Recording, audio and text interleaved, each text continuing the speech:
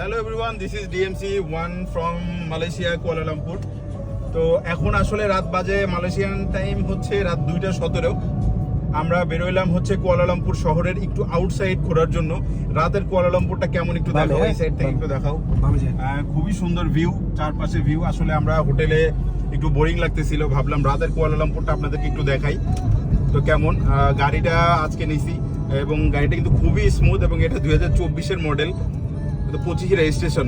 গাড়িটা খুবই স্মুথ একটা গাড়ি। তো আমরা এখন যাচ্ছি মূলত হচ্ছে কি আইল্যান্ড যেন ভাই? Genting island. Genting island. Genting island যাচ্ছে। আমরা এটা কুয়ালালামপুর থেকে 50 কিলোমিটার দূরে। তো যেতে আসলে বেশি সময় লাগবে না, খুবই অল্প সময় লাগবে। আমরা একটু রাতে লং ড্রাইভেও যাওয়া দরকার। সারাদিন কুয়ালালামপুর সিটির মধ্যে ছিলাম, একটু মন চাচ্ছে রাত্রেবেলা একটু আউটসাইড সিটিটা একটু এনজয় করি। তো আসলে কুয়ালালামপুর সিটিটা যে এত সুন্দর, এটা না দেখলে বলার মতো না।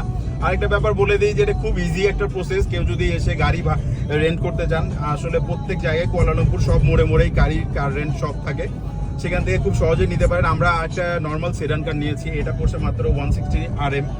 তো এটা বাংলাদেশি টাকায় আসলে পার ডে পড়তেছে খুব বেশি না, মানে 3 থেকে 3,500 টাকা আসে। এর সাথে ইন্স্যুরেন্স যোগ হয়ে মোটামুটি 4-4,500 টাকার মধ্যে সুন্দর সুন্দর সেডান কার পেয়ে যাবেন। আসলে আজকে মালয়েশিয়া উইকেন্ড দেশ হয়ে আমরা খুব বেশি ভালো গাড়িটা পাই নাই। তারপরে এটা খারাপ না, আমার ইচ্ছে ছিল একটু সিভিক নিয়ে বেরোনোর। সিভিক ছিল, বাট ওইটা আসলে মানে রেন্টে চলে গেছে অনেক সিভিক কুয়ালালামপুরে। তো এই হলো ছোট একটা আপডেট। খুবই সুন্দর একটা সিটি। আমরা এখন যাচ্ছি একটু ওই আইল্যান্ডের দিকে। আইল্যান্ড থেকে ঘুরে এসে কেমন কি ফিল হয়, ডিটেলসটা আমি আপনাদের সাথে শেয়ার করবো। আপাতত মালয়েশিয়ার কুয়ালালামপুর একটা মেগা সিটি থেকে বিদায় নিচ্ছি। আল্লাহ হাফেজ। নাও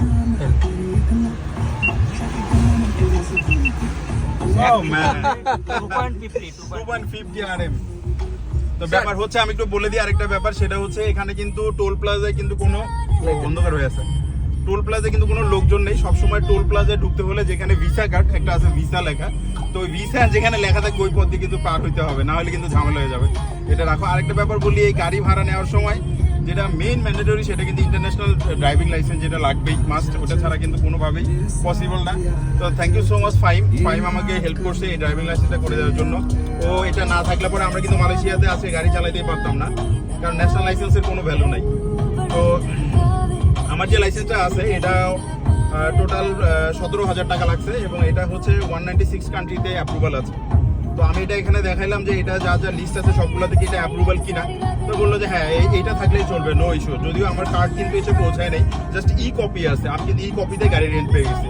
তো এইটা একটু চোখ কান খোলা রাখতে হবে। এসে গাড়ি চালালে আসলে প্রথমে একটু ভয় লাগতেছিল যে এরকম মেগা সিটিতে গাড়ি ড্রাইভ করতে গেলে কোনো ভুল টুল হয় কিনা, বাট আলহামদুলিল্লাহ কোনো ইস্যু নাই, সব কিছুই সিস্টেম করা আছে।